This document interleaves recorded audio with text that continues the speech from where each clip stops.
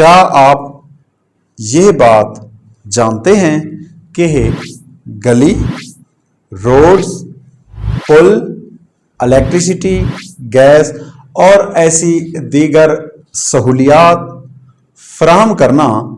M P as اور M L as کے اختیارات میں ہی نہیں ہے؟ اصل ذمہ داری کیا ہوتی ہے؟ یہ وہ سفید جھوٹ ہے جو ہمارے آباء و اجداد سے لے کر آج تک ہم سے بولا جا رہا ہے، اور ہم خاموش تماشائی بن کر یہ ان کے جھوٹے وعدے، جھوٹے دلاسے سنتے رہتے ہیں، اور اقتدار میں پہنچنے کے بعد وہ اپنے وعدے وفا کیوں نہیں کر پاتے؟